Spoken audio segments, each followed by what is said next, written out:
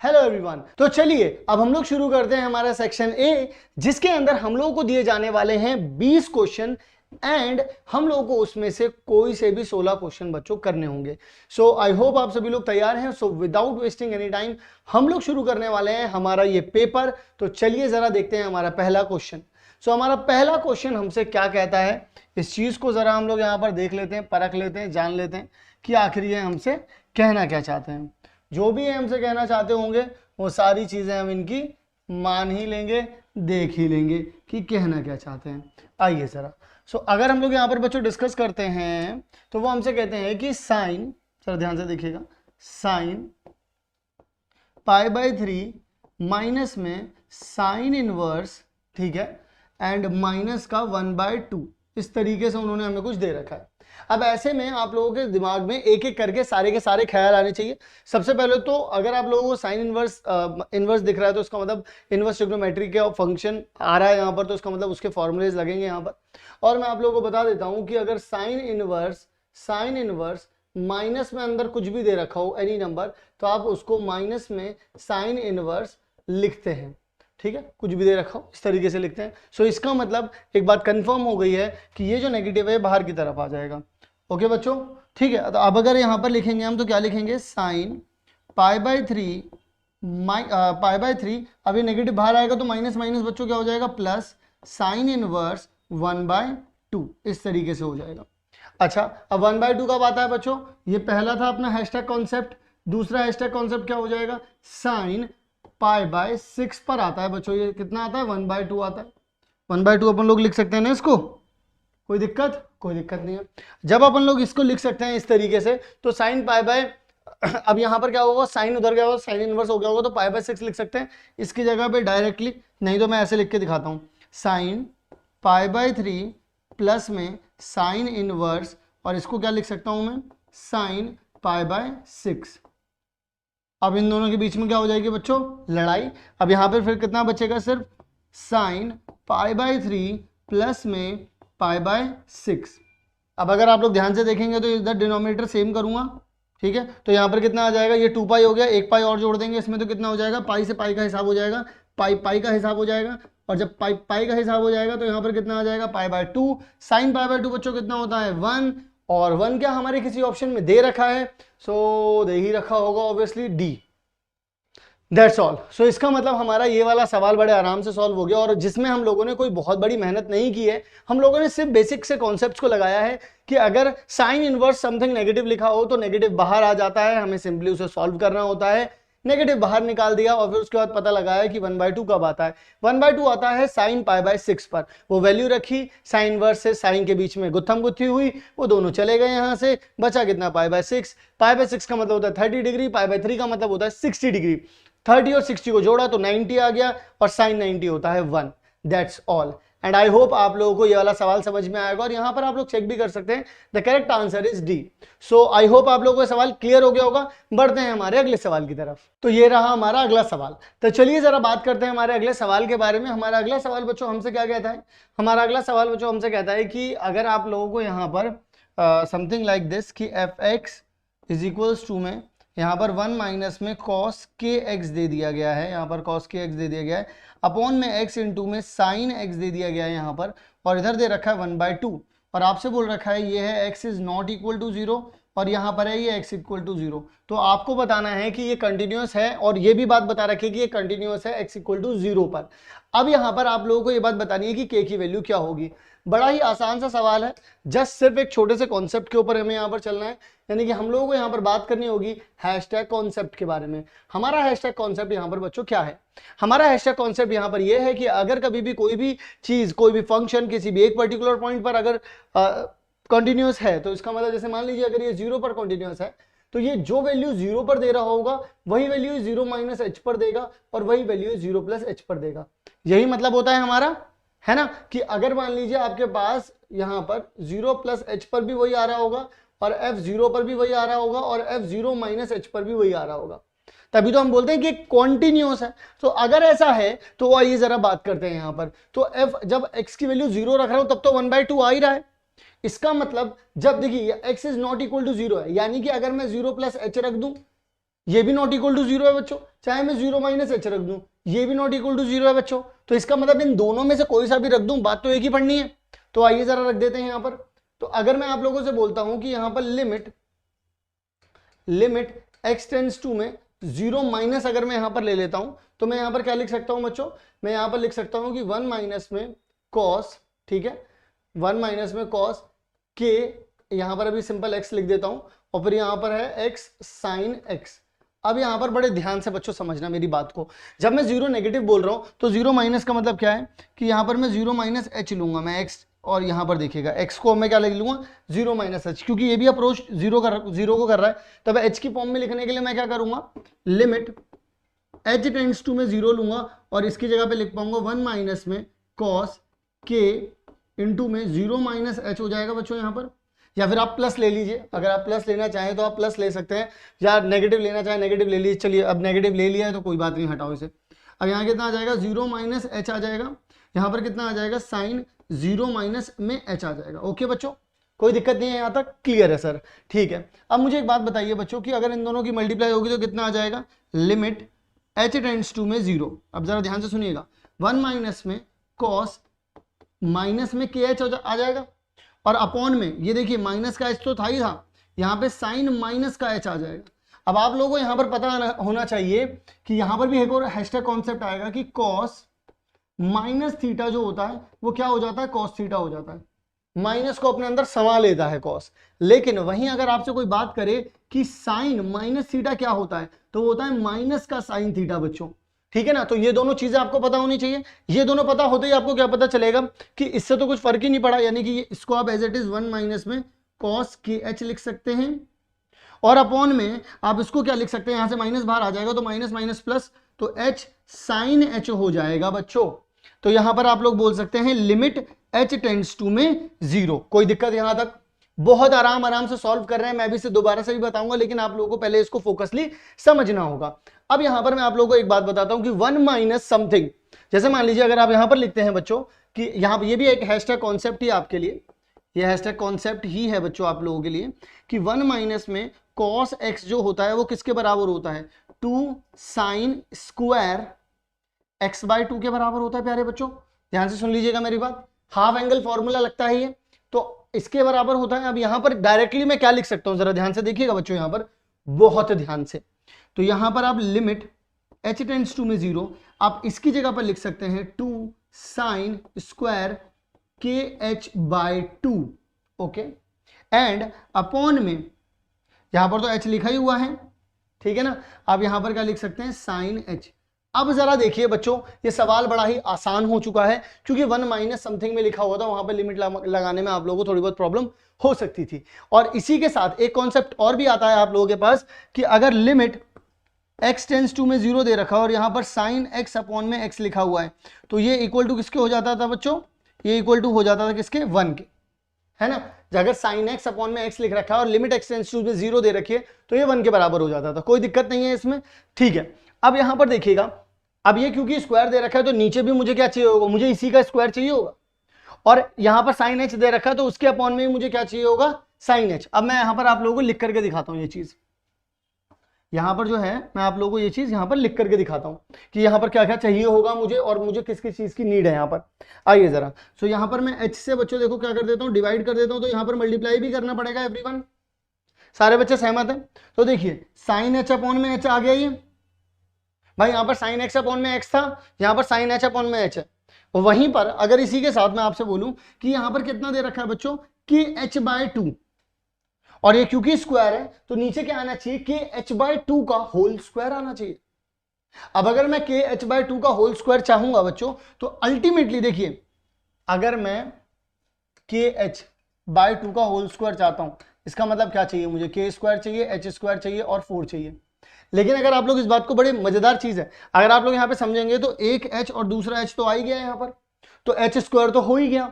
तो मुझे क्या चाहिए, मैं के स्क्वायर से और मल्टीप्लाई कर दूंगा। देखिए अब नीचे किया है तो ऊपर भी करना पड़ेगा। फिर मैं क्या करूंगा बच्चों, यहीं पर नीचे 4 से डिवाइड कर दूंगा और 4 से मल्टीप्लाई कर दूंगा।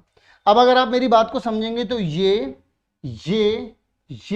और ये आपस में मिलकर के क्या बना देंगे, जरा ध्यान से सुनिएगा मेरी बात को बच्चों, ध्यान से सुनिएगा बच्चों, ये ये और ये मिलकर के क्या बना देंगे, KH/2 का होल स्क्वायर। और ये वाली चीज देखिएगा, जितने को भी मैंने येलो किया है ये सारा का सारा मिलकर के बच्चों क्या हो जाएगा, 1 हो जाएगा। क्योंकि ये अल्टीमेटली क्या बन रहा है, यहां पर दिखा देता हूं आप लोगों को, ये अल्टीमेटली क्या बन रहा है बच्चों, यहां पर ये बन रहा है, देखिए 2 यहां पर लिखा हुआ है, ये यहां पर बन रहा है साइन स्क्वायर KH/2 का, ठीक है, अपॉन में आ जाएगा KH/2 का होल स्क्वायर। और नीचे बच्चों देखिएगा जरा ध्यान से क्या लिखा हुआ होगा, यहां पर लिखा हुआ है साइन H/H लिखा हुआ है। और इसी के साथ देखिए जो चीजें बच गई हैं, यानी कि यहां पर सिर्फ बच्चों क्या बचा है, 4 बचा है, ऊपर बचा हुआ है K², नीचे बचा हुआ है बच्चों 4। अब जरा देख लीजिए, यहां पर मैं एक बार और इसे हाईलाइट कर रहा हूं, ये वाली चीज एक है, अलग है, और बच्चों ये वाली जो चीज है, ये वाली चीज देख लीजिए, बिल्कुल सेम कर रखा है हमने, और इसकी क्या हो गई है बच्चों, सेम हो गई है ना। सो ये चीज, ये भी 1 बन गया, ये भी 1 बन गया, क्योंकि ये तो स्क्वायर था तो 1 का स्क्वायर हो जाएगा, फर्क नहीं पड़ता। इससे इसे कैंसिल आउट करेंगे बच्चों तो यहाँ पर 2 बच जाएगा। तो अब ये सारी चीज उड़ चुकी है, तो K² डिवाइड बाय बच्चों कितना बच रहा है, सिर्फ 2 बच रहा है, क्योंकि इससे ये कैंसिल आउट हो गया। अच्छा, ये बराबर में किसके था भाई, मैंने 0 माइनस लिया था ना, मैंने क्या बोला था, 0 माइनस लो, चाहे प्लस लो, चाहे 0 पे लो, हर जगह सेम आना है। तो जब आपने 0 माइनस पे लिया तो यहाँ पर कितना आ रहा था, 1/2 आ रहा था, कैंसिल आउट करा तो यहाँ पे K की वैल्यू कितनी आ रही है, +-1 आ रही है। K की वैल्यू बच्चों कितनी आ रही है, +-1 आ रही है। और हम लोग यहाँ पर अपना आंसर चेक कर लेते हैं। अब देखिए जरा, इसका आंसर आ रहा है -1। सो यहाँ पर अपन लोग क्या कह सकते हैं कि K की वैल्यू -1 आ रही है, क्योंकि यहाँ पर इन्होंने K को एक और साइन दे रखा है कि K की वैल्यू जो है वो 0 से कम रहेगी, तो प्लस माइनस ना लेकर के हम K = -1 लेंगे। क्या ये बात बच्चों आप लोगों को समझ में आई? मैं दोबारा से आप लोगों को समझाता हूँ एक्चुअल में यहाँ पर, ताकि आप लोगों के दिमाग में कंफ्यूजन ना हो, क्योंकि थोड़ा सा लेंदी है ये सवाल। देखिए एक्चुअल में वैसे तो लेंदी नहीं है, पूरा कॉन्सेप्ट समझाने गया हूँ, इस वजह से थोड़ा सा लेंदी पड़ा है ये। जरा मेरी बात को ध्यान से सुनिएगा बच्चों, यहाँ पर एक्चुअल में K की वैल्यू लेस देन होनी चाहिए 0, ठीक है, वो हमें आखिर में जरूरत पड़ेगी। यहाँ पर ये जो पर्टिकुलरली सवाल दे रखा था, इस सवाल में 0 दे रखा था, मैंने बोला कि चाहे 0 प्लस ले लो, चाहे 0 माइनस h ले लो, 0 प्लस h ले लो, 0 माइनस h ले लो, मैंने 0 माइनस h ले लिया। सो यहाँ पर ये चीज मैंने यहाँ पर लगाई, फिर उसके बाद यहाँ पर इसे सॉल्व करके लेकर के आया। 1 माइनस कॉस थीटा को कह सकते हैं 2 साइन स्क्वायर θ/2 कह सकते हैं हम लोगों ने। यहाँ पर मैंने फॉर्मूला बताया आप लोगों को इसका, तो ये फॉर्मूला बता करके अप्लाई किया। बस यहाँ पर एक सिंपल सा फॉर्मूला लगाया कि साइन x अपॉन में x, लिमिट अगर x टेंड्स टू 0 दे रखी है तो यहाँ पर इसकी वैल्यू 1 होती है बच्चों। दैट्स ऑल, यहाँ पर आकर के चीजें खत्म हो गई। जो मुझे बनाना था, बस इसका ध्यान रखना है कि स्क्वायर दे रखा हो तो नीचे भी जो एंगल है उसका भी स्क्वायर चाहिए होता है। जैसे यहाँ पर अगर साइन स्क्वायर x होता ही है तो मुझे अब नीचे x का स्क्वायर चाहिए होता, ठीक है ना। मैं यहाँ पर लिख भी देता हूँ, अगर आप लोगों को चाहिए तो मैं यहाँ पर लिख देता हूँ कैसे क्या होता है आपके पास। अगर यहाँ पर साइन स्क्वायर x चाहिए, यहाँ पर भी x स्क्वायर होना चाहिए, तभी लिमिट x टेंड्स टू में 0 होगी। क्योंकि इसी को तो आप बच्चों ये कह सकते हैं कि लिमिट x टेंड्स टू में 0 साइन x अपॉन में x का होल स्क्वायर, तभी तो आप कह पाएंगे ना इसको, क्योंकि दोनों पे स्क्वायर लगा हुआ है। दैट्स वाई, नथिंग एल्स, ठीक है ना। फिर इसके बाद हम लोगों ने इसको सॉल्व किया, जो चीजें बची, देखो ये और ये तो गायब ही हो गए थे, बचे ही क्या था, K² 2K² अपॉन में 4, 2 4 से कैंसिल हुआ, तो यहाँ पर K²/2 हो गया, इक्वल किसके था, 1/2 के, 2 से 2 गया, +-1 आ रहा था, उन्होंने खुद ही क्वेश्चन में बोल रखा था कि 0 से छोटी वैल्यू लेनी है। दैट्स वाई यहाँ पर -1 इसका आंसर आ गया। एंड आई होप आप लोगों को ये वाला सवाल भी बच्चों बहुत अच्छे समझ में आ गया होगा। अगर अभी भी नहीं समझ में आया तो वीडियो को थोड़ा सा पीछे करके देखना, and you will be able to understand this particular question.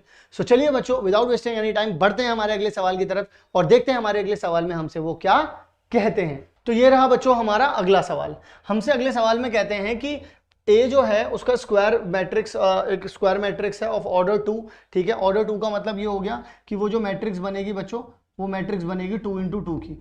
Square बोलने का मतलब ये होता है कि भाई ऑर्डर और ऑर्डर जो रहते हैं वो सेम रहता है, चाहे उसके कॉलम और रो की बात करें तो सेम ही रहते हैं, तो इसलिए सिर्फ 2 बोल दिया जाता है। तो वो अंडरस्टूड होता है कि 2 रो होंगी और 2 कॉलम होंगे, ठीक है। उसके बाद वो बोल रहे हैं कि जहां पर i ≠ j होगा वहां पर आप 1 ले लेना, जहां पर ये दोनों बराबर होंगे वहां पर आप 0 ले लेना। देन आपको A² बताना है। बहुत ही ईजी है बच्चों।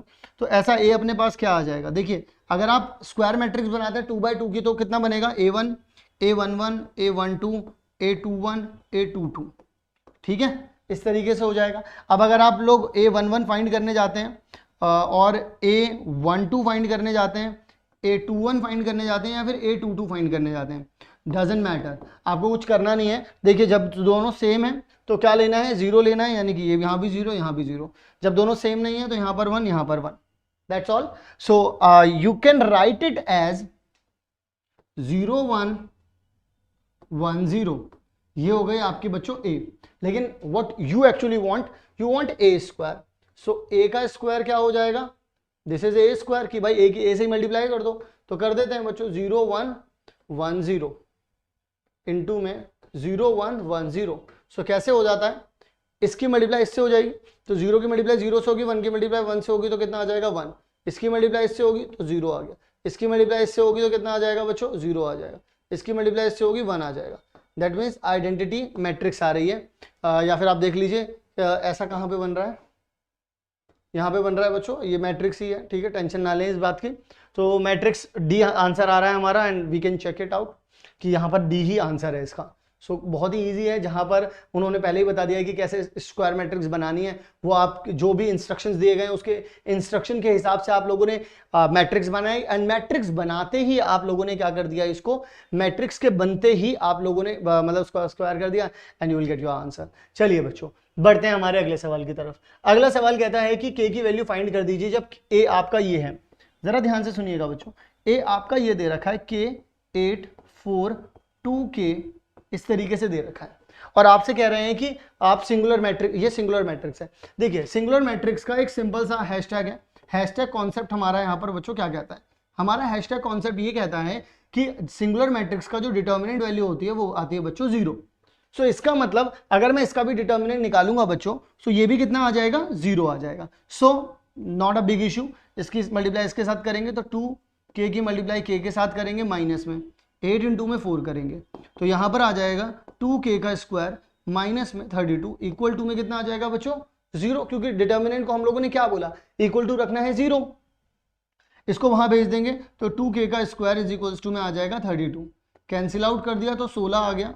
k की वैल्यू कितनी आ गई बच्चों, प्लस माइनस 4 आ गई। k के ऊपर कोई कंडीशन लगी है, नहीं लगी है, तो इसका मतलब प्लस माइनस ही दे रखा है, क्योंकि इसके पिछले से पिछले वाले क्वेश्चन में k को बता रखा था कि नेगेटिव में ही लेना है, दैट्स व्हाई हम लोगों ने वहां पर उसको नेगेटिव में लिया था। अब यहां पर नेगेटिव में इस वजह से नहीं ले रहे हैं क्योंकि उन्होंने कुछ बोला नहीं है। सो यहां पर देख सकते हैं सी इसका करेक्ट आंसर है, प्लस माइनस 4 हो सकता है इसका आंसर, हो क्या सकता है इसका आंसर, ठीक है ना। सो आई होप क्लियर होगा। बस सिंगुलर मैट्रिक्स का छोटा सा कॉन्सेप्ट पता होना चाहिए था कि डिटर्मिनेंट की वैल्यू जो है वो 0 होनी चाहिए, that's all, nothing more than that, ठीक है। चलिए बढ़ते हैं हमारे अगले सवाल की तरफ। हमसे हमारे अगले सवाल में कह रहे हैं कि interval in which the function is strictly increasing. तो सबसे पहले ही यहां पर एक कॉन्सेप्ट बन जाता है अपने पास, यहां हम बोलेंगे क्या है अपना बच्चों, हैशटैग कॉन्सेप्ट। हैशटैग कॉन्सेप्ट ये कहता है कि आप स्ट्रिक्टली इंक्रीजिंग सिर्फ तभी कह सकते हैं जब आपके पास वो इनपुट हो या वो आपके पास डोमेन हो, जो आपके पास वो डोमेन हो, आपके पास बच्चों वो डोमेन हो जो रेंज को क्या कर दें, हमेशा ग्रेटर देन 0 रखें।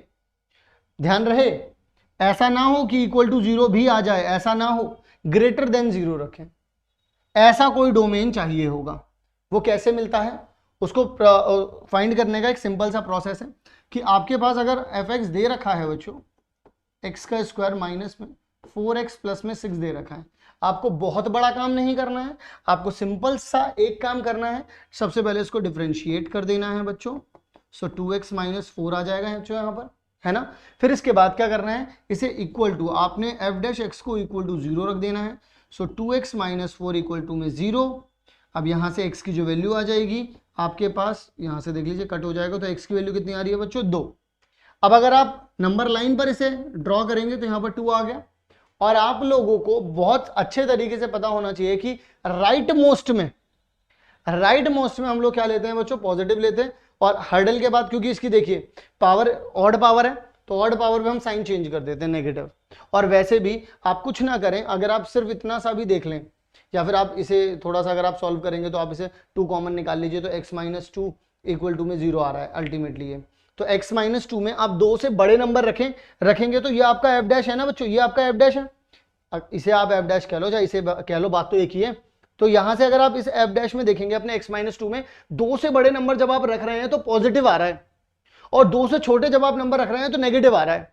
तो वही चीज मैं यहां पर बता रहा हूं। तो इसका मतलब ये हो गया कि अगर मैं 2 से बड़े नंबर प्लस के इंफिनिटी तक रख दूं तो ये हमेशा पॉजिटिव देगा। 2 ना रखूं बच्चों, लेकिन क्योंकि अगर मैंने 2 रख दिया तब तो ये मेरे जो मेरा डेरिवेटिव है इसको तो ये 0 बना देगा, तो इसका मतलब मैं 2 तो रख नहीं सकता। तो बच्चों क्या करना चाहिए फिर, तो ये निपट नंगा सॉल्यूशन हो गया।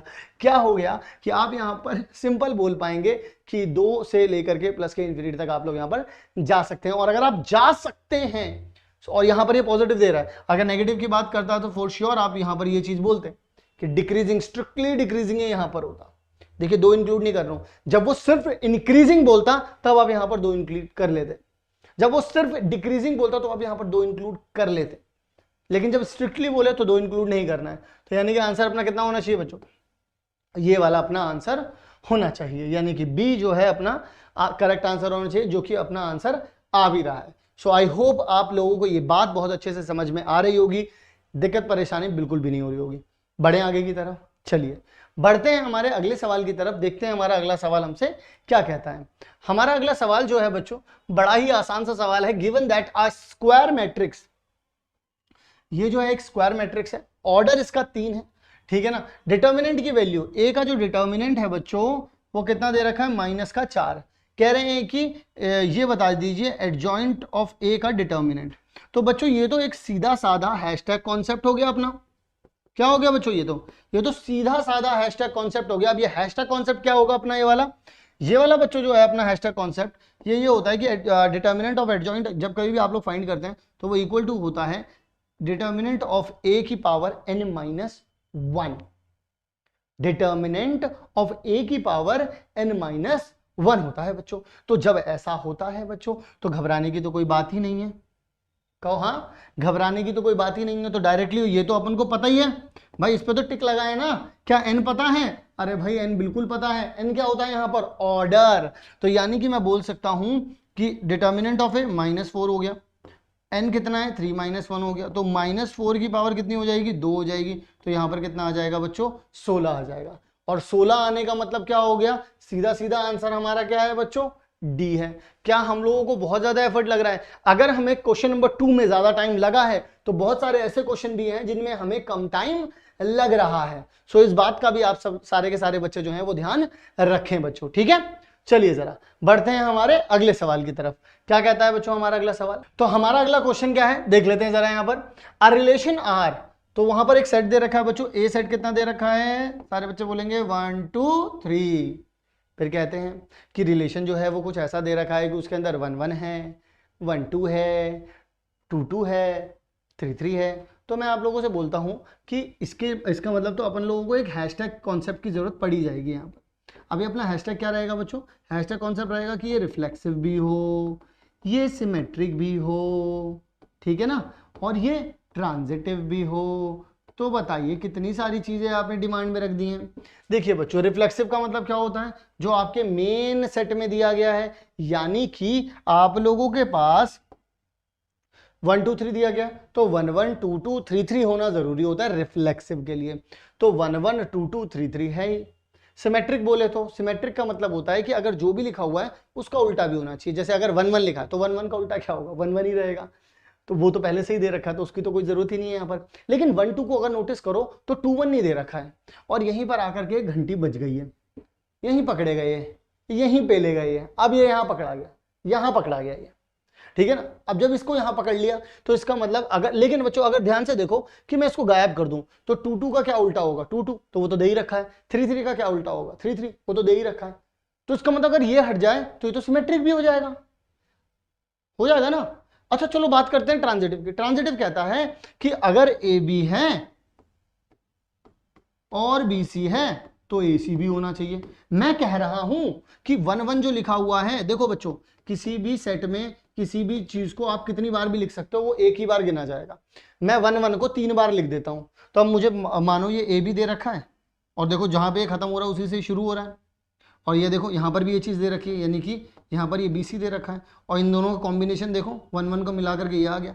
यानी कि क्या 1 1 जो है ये ट्रांजिटिव के लिए खरा उतर रहा है इस पे, बिल्कुल खरा उतर रहा है सर, ये तो काम बना दिया इसने तो। अच्छा 1 2 की बात कर लो, भाई बताओ 2 से क्या और शुरू हो रहा है, 2 2 शुरू हो रहा है सर जी। अच्छा बताओ ये अगर ए बी है, ये बी सी है, तो क्या ए सी है भाई 1 2? अरे वो तो दे ही रखा है भाई 1 2, तो इसका मतलब ये भी पूरी तरीके से फुलफिल कर रहा है, ये भी फुलफिल कर रहा है। देखिए जब 1 1 कर रहा है तो 2 2 भी कर रहा होगा, 3 3 भी कर रहा होगा, सिंपल सी बात है ये तो। भाई अगर रिपीटिंग वाले जब कर रहे हैं, एक कर रहा है तो बाकी सब भी कर रहे होंगे। तो देखो ट्रांजिटिव में कोई दिक्कत नहीं थी, ट्रांजिटिव चल रहा था बढ़िया, ये भी चल रहा था बढ़िया, लेकिन इसमें बस एक दिक्कत आ रही है कि 1 2 ना हो तो बात बन जाए। तो मैंने बोला 1 2 हटा दो। तो इसका मतलब अपन लोगों को क्या हटाना पड़ेगा बच्चों? 1 2 हटाना पड़ेगा। क्या ये बात समझ में आ रही है आप लोगों को? मतलब कि इस पूरे क्वेश्चन में ये पूछा गया है कि आप लोगों को कुछ ऐसा ऑर्डर पेयर इसमें से हटा देना है जिससे कि बात बन जाए। अब बात क्या बन जाए ये सोचना है, बात क्या बनानी है कि इक्विवेलेंस बना दो। इक्विवेलेंस का मतलब होता है reflexive, symmetric and transitive. Reflexive है, ट्रांजिटिव भी है, सिमेट्रिक होने में सिर्फ एक दिक्कत आ रही है 1 2 की वजह से। सो 1 2 का ही राम नाम सत्य कर दिया इन्होंने, है ना। चलिए बच्चों, सो आई होप आप लोगों को समझ में आ गया होगा सवाल। इसका आंसर भी कितना दे रखा है बच्चों? बी ही दे रखा है। बढ़ते हैं हमारे अगले सवाल की तरफ। हमारा अगला सवाल क्या कहता है? वाह भाई वाह, तो यहां पर तो इक्वालिटी ऑफ मैट्रिक्स की बात हो रही है। इक्वालिटी ऑफ मैट्रिक्स का मतलब क्या है कि दो मैट्रिक्स हमें इक्वल में दे रखी है, तो अब आप लोगों को यहां पर इसका तिया पांचा करना है। कर देंगे भाई तिया पांचा। हम कौन सा डर रहे हैं? डरे हैं, जिम करे हैं। तो यहां पर कितना आ जाएगा बच्चों, जरा ध्यान से देखना। तो यहां पर आ जाएगा 2a प्लस बी, a minus 2b, 5c minus D, 4c plus 3d, ठीक है, इक्वल टू में 4 माइनस 3 11 24। हम ये लिख सकते हैं बच्चों, कोई दिक्कत आ रही है ना? अब जरा देखो, इसको आप डायरेक्टली इसके इक्वल बोल सकते हैं, यानी कि आप बोल सकते हैं कि 2a plus B equals to में 4 है, और आप इसको भी किसके इक्वल बोल सकते हैं? इसके इक्वल बोल सकते हैं, यानी कि a माइनस में 2b इज इक्वल्स टू में माइनस का 3 है। पहले देखिए हमारे पास दो इक्वेशंस हैं और दो वेरिएबल हैं इसमें a b। तो इसका मतलब अपन लोग क्या कर सकते हैं, इसका मतलब ये हो गया कि हम लोग इसको सॉल्व कर लेते हैं, पहले a b की वैल्यू निकाल लेते हैं। आइए जरा निकाल लेते हैं। तो यहाँ पर मैं क्या करता हूँ बच्चों, इसको 2 से मल्टीप्लाई कर देता हूँ ताकि a को एलिमिनेट कर पाऊँ, या फिर आप इसको मल्टीप्लाई कर दीजिए ताकि b एलिमिनेट हो जाए। चलो मैं इससे कर देता हूँ ताकि मैं b को एलिमिनेट कर लूँ, मुझे माइनस नहीं करना पड़ेगा, सिंपल प्लस करूँगा मैं। तो यानी कि इसको 2 से मल्टीप्लाई कर देता हूँ, कितना आ जाएगा? 2 से मल्टीप्लाई करेंगे 4a प्लस में 2b इज इक्वल्स टू में 8 आ गया, और यहाँ पर a माइनस में 2b इज इक्वल्स टू में माइनस 3 आ गया। अगर मैं इन दोनों को जोड़ देता हूँ तो ये गायब हो गया, 5a इज इक्वल्स टू में 5 आ गया। इससे इसे कैंसिल आउट किया तो a की वैल्यू कितनी आ गई बच्चों? 1 आ गई। जब a की वैल्यू बच्चों 1 आ गई है तो अब अपन लोग क्या कर सकते हैं? अब अपन लोग यहाँ पर लिख सकते हैं कि a माइनस में 2b था, इक्वल टू में कितना है? माइनस का 3। अब a अगर मैंने यहाँ पे रख दिया तो 1 माइनस में 2b इक्वल टू में माइनस 3। इसको यहाँ भेज दिया, इसको वहाँ, तो यानी कि देखिए माइनस 3 1 के पास आएगा तो 4 हो जाएगा, 2b कैंसिल आउट किया 2 आ गया। तो यानी कि a की वैल्यू आ रही है 1, b की वैल्यू आ रही है बच्चों कितनी? 2। क्लियर है? तो a और b की वैल्यू तो मिल गई। अब c और d के लिए हम लोग यहाँ पर रतलाम की गलियों में निकल लेते हैं। अब यहाँ पर बात करते हैं तो 5c माइनस में d इक्वल टू में बच्चों किसके बराबर हो जाएगा? इसी के बराबर हो गया। 4c प्लस में 3d आ रहा है, यहाँ पर किसके बराबर हो जाएगा? 24। सिंपल है ना? यहाँ माइनस का d लिखा है, इधर 3 से मल्टीप्लाई कर दो तो माइनस का 3d आ जाएगा, और फिर इन दोनों को जोड़ देना। तो 3 से मल्टीप्लाई करने पर 15c minus 3d equal to में 33। यहाँ आ जाएगा 4c प्लस में 3d इक्वल टू में 24। अगर बच्चों मैंने जोड़ दिया तो ये तो गैलम गैलम निकल गए, तो कितना आ जाएगा? 19c। तो यहाँ कितना आ जाएगा? 7। यहाँ ये इससे इसे कैंसिल किया तो 3 आ गया। तो यहाँ पर c की वैल्यू बच्चों कितनी आ गई? 3 आ गई। तो d की वैल्यू 4 होगी क्या? ये तो बिल्कुल ही एकदम 1 2 3 4 करके आ रहा है जैसे। तो चलो d की वैल्यू भी निकाल लेते हैं, इसी में से निकाल लेते हैं। 5c 11 को इधर भेज दिया, इक्वल टू में कितना आ जाएगा? d। तो यहाँ पर ये कितना है बच्चों? ये तो 3 है, 5 3 15, 15 माइनस 11 इक्वल टू में d। लो जी 4 ही आ रहा है। तो d की वैल्यू बच्चों कितनी आ रही है? 4। लेकिन बात यहाँ नहीं निपटी, इन्होंने बोला ऐसे नहीं छोड़ूंगा, अभी एक काम और करना पड़ेगा, इसमें वैल्यूज रख दो। तो भाई ये 1 है, ये 2 है, माइनस में ये 3 है, ये प्लस में 4 है, ठीक है। तो कितना हो जाएगा यहाँ पर? ये तो देखो 1 और 2 कितना हो जाएगा? 3। तो इससे तो यही गायब हो गया, तो यहाँ पर 8 आ रहा है इसका डायरेक्टली आंसर। सो 8 कहीं दे रखा है, जी हाँ, ए ऑप्शन यहाँ पर पूरी तरीके से मुझे लगता है कि करेक्ट होगा, क्योंकि 8 आंसर अपना भी आ रहा है, इनका भी आ रहा है। तो देख लेते हैं जरा यहाँ पर। जी हाँ, ए जो है वो पूरी तरीके से सही आंसर है इसका। अब आप लोगों को कोई दिक्कत लेने की जरूरत नहीं, A is the correct answer. Okay बच्चों, सो बढ़ते हैं हमारे अगले सवाल की तरफ। देखते हैं हमारा अगला सवाल क्या कहता है हमसे और किस तरीके से इस सवाल को सॉल्व करना है, ये सारी बात यहाँ पर समझेंगे। हमारा अगला सवाल क्या कहता है? हमारा अगला सवाल कहता है the point at which the normal to the curve, curve कितना है हमारे पास, y इज इक्वल्स टू में x प्लस में 1 अपॉन में x दे रखा है और यहाँ पर बोल भी रखा है कि x की वैल्यू सिर्फ आप ना 0 से बड़ी लेना। मैंने कहा ठीक है। परपेंडिकुलर टू द लाइन, इस लाइन के परपेंडिकुलर है। अब देखिए ये वाली लाइन अगर देखिए इसका अगर जो नॉर्मल है, इस वाले कर्व पर जो नॉर्मल है, ठीक है ना, इस वाले कर्व पर जो नॉर्मल बनेगा वो और ये लाइन आपस में परपेंडिकुलर है। तो यहाँ पर एक चीज आप लोगों को ध्यान में आनी चाहिए कि अगर दो लाइंस दे रखी है, उनके स्लोप एक का m1 है और एक का m2 है और दोनों परपेंडिकुलर है, तो दोनों के मल्टीप्लाई कितना होता है, इक्वल टू -1 आता है। दोनों का मल्टीप्लाई जो होता है, दोनों के स्लोप का मल्टीप्लाई एक्चुअल में, ठीक है ना।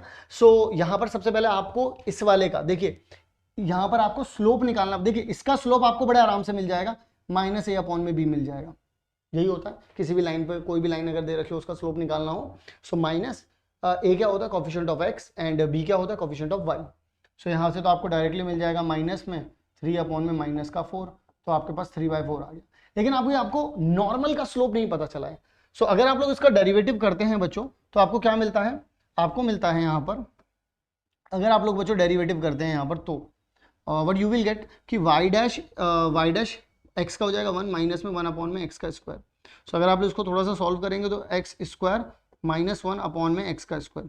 लेकिन बच्चों ये जो स्लोप मिला है ये किसका होता है, ये तो बच्चों टेंजेंट का होता है। लेकिन what you want tangent, you want slope of normal. तो स्लोप ऑफ नॉर्मल क्या हो जाएगा, स्लोप ऑफ नॉर्मल हो जाएगा बच्चों इसका उल्टा एंड इसका नेगेटिव। देखिए जो भी स्लोप अगर आप टेंजेंट का स्लोप अगर m है, तो नॉर्मल का स्लोप बच्चों क्या हो जाता है, नॉर्मल का स्लोप हो जाता है -1 अपॉन में m। तो यानी कि मैं इसमें क्या करूंगा, यहां पर लिखूंगा स्लोप ऑफ नॉर्मल। अगर आपको चाहिए तो आप डायरेक्टली ये बोल सकते हैं कि ये आ जाएगा नेगेटिव, इसका उल्टा कर दीजिए x स्क्वायर अपॉन में x स्क्वायर -1। तो अगर माइनस का साइन जाएगा तो ये 1 माइनस एक्स स्क्वायर हो जाएगा, यानी कि x स्क्वायर अपॉन में 1 माइनस एक्स स्क्वायर। अब बात आप लोग समझ रहे हैं। तो इसका मतलब ये स्लोप ऑफ नॉर्मल हो गया, यानी कि ये जो जिस नॉर्मल की बात कर रहे थे उसका स्लोप पता चल गया आप लोगों को कि वो होगा एक्स स्क्वायर अपॉन में 1 माइनस एक्स स्क्वायर। यही तो कहानी बिगड़ेगी आप लोगों की। अगर आप लोग गलती करोगे तो आप लोग डायरेक्टली ये ले जाकर के इसके साथ मल्टीप्लाई कर दोगे और बोलोगे ये और ये आपस में परपेंडिकुलर है, तो -1 के इक्वल रख दोगे। यही गलती हो जाएगी आप लोगों से। आपको एक्चुअल में क्या चाहिए, आपको चाहिए कि अगर मुझे बोल रखा है कि इसका नॉर्मल, तो सबसे पहले नॉर्मल का स्लोप निकालो बच्चों। और नॉर्मल का स्लोप निकलता है कि एक बार जब डिफरेंशिएट करते हैं तो स्लोप मिलता है टेंजेंट का। अब उसे नेगेटिव कर दो और उल्टा कर दो, बन गया स्लोप का। तो स्लोप पता चल गया नॉर्मल का, और ये कितना है, ये लाइन का स्लोप है। और ये दोनों आपस में क्या है, परपेंडिकुलर है। और परपेंडिकुलर क्या होते हैं बच्चों, आपस में मल्टीप्लाई उनका -1 आता है बच्चों। सो इसका मतलब अगर आप एक्स स्क्वायर अपॉन में 1 माइनस एक्स स्क्वायर की मल्टीप्लाई 3/4 से कर देंगे तो आपको -1 मिल जाएगा। तो जरा देखिएगा ध्यान से कि अगर मैं इसकी मल्टीप्लाई यहां कर दूं और 3 की मल्टीप्लाई इसमें, तो 3x स्क्वायर यहां आ गया, इसकी मल्टीप्लाई यहां कर देते हैं तो -1 माइनस का एक्स स्क्वायर। जब -1 अंदर जाएगा तो -1 प्लस एक्स का स्क्वायर आ जाएगा, 3x का स्क्वायर यहां हो जाएगा बच्चों। ठीक है, एक मिनट। सो यहाँ पर 4 भी आएगा बच्चों, एक मिनट रुक जाइएगा। यहाँ पर एक्चुअल में बच्चों कितना आ जाएगा, 4 भी आएगा ना, ये 4 भी तो है, यहाँ पर 4 जाएगा। सो माइनस का 4 1 माइनस एक्स स्क्वायर हो जाएगा। सो यहाँ आ जाएगा -4 प्लस 4x स्क्वायर। सो 4 को इधर भेज देते हैं, इसको उधर भेज देते हैं, तो 4 यहाँ आ गया और यहाँ बचेगा 4 में से 3 गए तो 1 एक्स स्क्वायर। सो x की वैल्यू बच्चों कितनी आ जाएगी, +-2 आ जाएगी।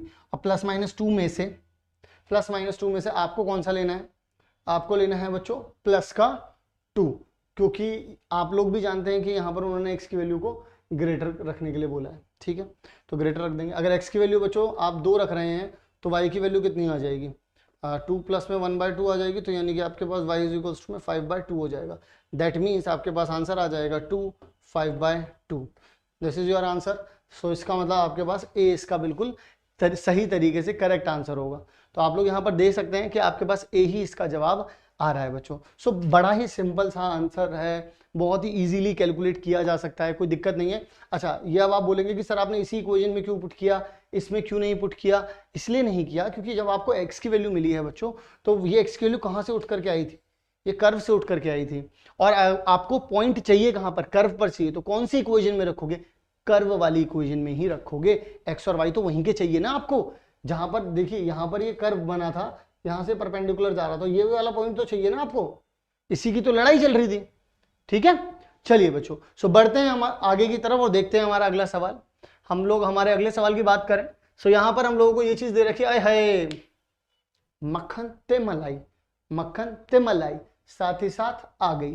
तो अब यहां पर अगर हम लोग बात करते हैं बच्चों, तो हमसे बोला गया है कि साइन tan इनवर्स x को बताइए ये किसके बराबर होगा। तो कुछ नहीं करना है, बड़ा ही सिंपल है।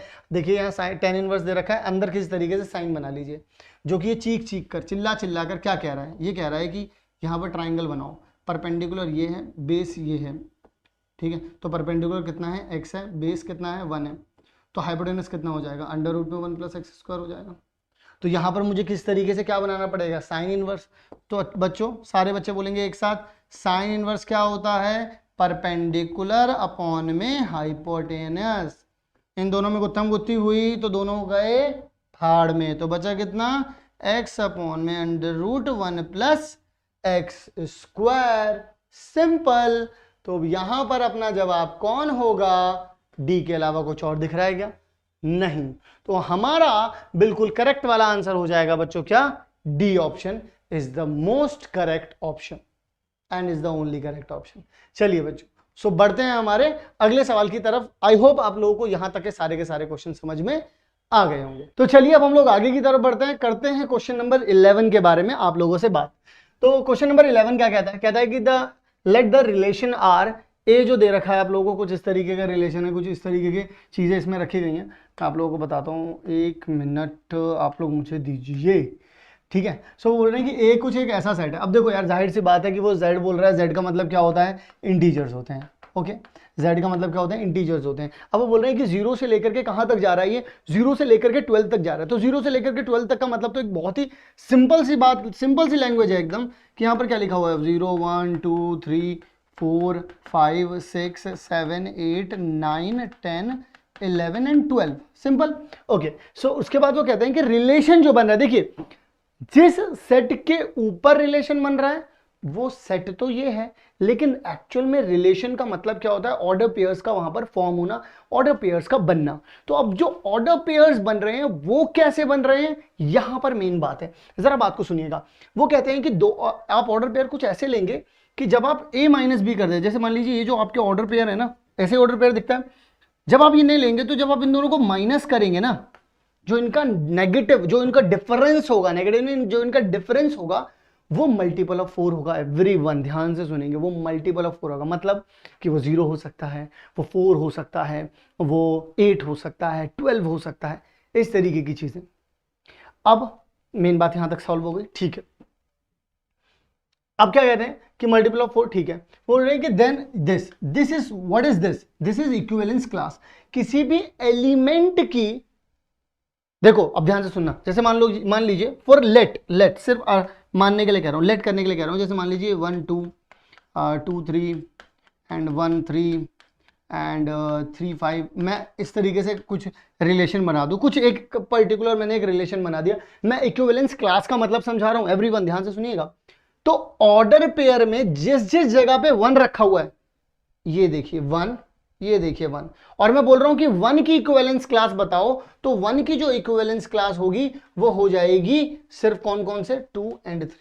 मतलब कि जब भी तुमसे कोई बोले कि इसकी पर्टिकुलरली किसी एक पर्टिकुलर एलिमेंट की ही इक्विवेलेंस क्लास पूछेगा, तो जिसकी इक्विवेलेंस क्लास वो आपसे पूछ रहा है, आप ध्यान रखिएगा कि उसकी इक्विवेलेंस क्लास बताते वक्त आप इस बात का ध्यान रखेंगे कि आप वो वाले ऑर्डर पेयर के रेंज यानी कि बाद वाला एलिमेंट उठाएंगे जिनमें पहले नंबर पर जो पूछा गया है वो हो। नहीं समझ में आया? मैं बताता हूं। जैसे कि उन्होंने तुमसे 1 की इक्विवेलेंस क्लास पूछी है, तो अब आप ऐसे ऑर्डर पेयर उठाइए जो कि इस तरीके से 4 से डिवाइड हो जाए। यानी कि वो कौन कौन से हो सकते हैं? देखिए जरा, वो 1 की इक्विवेलेंस क्लास पूछ रहा है आपसे, 1 की, तो 1 के साथ में ऐसे कौन कौन से नंबर रखूं? 1 की इक्विवेलेंस क्लास पूछ रहा है, इसका मतलब जाहिर सी बात है कि 1 सबसे पहले आएगा ऑर्डर पेयर में। 1 तो आएगा ही आएगा, उसे कोई नहीं रोक पाएगा। 1 तो आएगा ही आएगा, उसे कोई नहीं रोक पाएगा। अब मुझे बताओ कि मैं 1 के साथ ऐसा कौन सा नंबर रख दूं? अगर 1 ए है तो मैं b क्या रख दूं कि अगर उन दोनों का डिफरेंस निकालूं तो वो डिवाइड बाय 4 हो जाए। तो इसका मतलब या तो मैं 1 ही रख दूं, दोबारा से 1 ही रख दूं। भाई देखिए, अगर कभी भी आपसे कोई इक्विवेलेंस क्लास पूछ रहा है तो ऑब्वियस सी बात है कि वो इक्विवेलेंस रिलेशन होगा, और अगर वो इक्विवेलेंस रिलेशन होगा तो वो एज ऑब्वियस रिफ्लेक्सिव भी होगा, सिमेट्रिक भी होगा और ट्रांजिटिव भी होगा। तो रिफ्लेक्सिव होने का मतलब क्या होता है कि जो मेन सेट में मिले हुए हैं उनके रिपीटेड हो। जैसे कि अभी थोड़ी देर पहले क्वेश्चन किया था, उसमें 1 2 3 था, तो 1 1 2 2 3 3 होना जरूरी था। तो एज ऑब्वियस यहाँ पर जिसकी भी इक्विवेलेंस क्लास पूछिए उसके साथ वो तो आएगा ही आएगा। सो यहाँ पर ये चीज आ गई। फिर उसके बाद और कौन सा हो सकता है? क्या 2 के साथ लिखूं? 1 - 2 क्या 4 से डिविजिबल होता है? नहीं। क्या 3 के साथ लिखूं? नहीं। क्या 4 के साथ लिखूं? नहीं। क्या 5 के साथ लिखूं? ऑब्वियसली। सो अगर आप 1 और 5 का सब्ट्रैक्शन करेंगे, so you will know that कि अगर इनका डिफरेंस निकालते हो तो 4 आ रहा है, और 4 का मल्टीपल है 4 × 1। एंड इसके साथ और क्या हो सकता है? क्या 6 का कर सकते हैं? क्या 7 का कर सकते हैं? क्या 8 का कर सकते हैं? क्या 9 का कर सकते हैं? बिल्कुल सही पकड़ रहे हैं, 9 का कर सकते हैं। 9 के लिए कर सकते हैं। क्या 10 का कर सकते हैं? नहीं कर सकते। क्या 11 का कर सकते हैं? नहीं कर सकते। क्या 12 का कर सकते हैं? नहीं कर सकते, क्योंकि 12 - 1 करेंगे तो 11 आता है, which is not divisible by 4। सो यानी कि यहां पर बात कंफर्म हो गई कि कुछ यही 3 ऑर्डर पेयर मिल रहे हैं, और इन जिनमें जो कि इस कंडीशन को भी सेटिस्फाई कर रहे हैं और इनके डोमेन में भी 1 है। तो इसका मतलब अगर मैं इसकी क्लास पूछूं तो कौन कौन आ जाएगा? 1 5 9 आ जाएगा बच्चों। सिर्फ this is your answer, only this. Okay, अब देख लीजिए जरा यहां पर कौन सा आंसर है। तो ए इसका करेक्ट आंसर है। आई होप मैंने आप लोगों को इक्विवेलेंस क्लास को भी थोड़ा सा समझा दिया है यहां पर, और क्वेश्चन तो पूरा ही समझा दिया है। चलिए जरा बढ़ते हैं आगे की तरफ, देख लेते हैं हमारा क्या ये ए ही आंसर है। एज ऑब्वियस, हम कभी गलत हुए क्या? कभी भी नहीं। तो चलिए जरा आगे की तरफ बढ़ते हैं, बात करते हैं हमारे अगले सवाल के बारे में। मक्खन मलाई सवाल है, बड़े आराम से समझ सकते हैं, बड़ा थोड़ा सा ध्यान रखिएगा। तो चलिए जरा यहाँ पर बात कर लेते हैं इसके सोल्यूशन के बारे में। आपको e की पावर x प्लस में e की पावर y दे रखा है, एंड यहाँ पर e की power x plus why they रखा है। ऐसे में आप लोगों को एक चीज का ध्यान रखना होगा, वो बहुत इंपॉर्टेंट चीज है। वो इंपॉर्टेंट चीज क्या है? वो इंपॉर्टेंट चीज ये है कि जब कभी भी आप लोग डिफरेंशिएशन करेंगे, सो कोशिश करें ऐसे में, स्पेशली ऐसे केस में, कि हर तरफ e की पावर ना रहने दें, मतलब कि कैलकुलेशन बहुत ज्यादा हो जाती है। तो कैलकुलेशन को ईजी करने का एक तरीका बताता हूं कि आप इसको ना इधर डिवाइड में भेज दीजिए। देखिए जरा, अगर आप इधर डिवाइड में भेज देंगे इसे, तो यहाँ पर क्या हो जाएगा? e की पावर x प्लस वाई हो जाएगा, प्लस में e की पावर y अपॉन में e की पावर x प्लस वाई हो जाएगा, इक्वल्स टू में कितना हो जाएगा? 1 हो जाएगा। अब अगर आप इसे ऊपर लेकर के जाते हो तो एज ऑब्वियस कि ये नेगेटिव हो जाएंगे, पावर जो है वो नेगेटिव हो जाएंगे। तो कितना हो जाएगा? e की पावर x इंटू में e की power minus x minus y, plus में e की पावर y e की power minus x minus y is equals to में 1। अब अगर आप लोग ध्यान से देखें तो बेस से में तो पावर ऐड हो जाएंगी, तो इस वाले प्लस के x से माइनस x हो जाएगा कैंसिल, तो e की पावर माइनस वाई बचा, प्लस में ये दोनों y कैंसिल हो जाएंगे, तो कितना हो जाएगा? e की power minus x equals to में कितना आ रहा है? 1।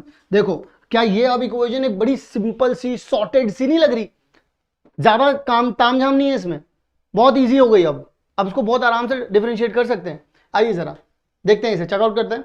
अगर मैं डिफरेंशिएट करता हूं तो यहाँ पर कितना आ जाएगा? सिंपल, अगर e की पावर का करते हैं तो e की पावर वही सिंपल आ जाएगा, नेगेटिव आगे आ जाएगा। y का करेंगे तो y डैश आ जाएगा, ठीक है। फिर सिमिलरली इसको करेंगे तो अगर आप इसको करते हैं e की पावर माइनस एक्स आ जाएगा, और माइनस एक्स का करते हैं बच्चों, माइनस एक्स का करते हैं तो -1 आ जाएगा। दिस इज ऑल, यहाँ पर मैंने 0 कर दिया। अब देखिए आपको सिर्फ इतनी सी चीज पूछ रहा है, y डैश ही तो पूछ रहा है। अब देखो कितना ईजी हो गया।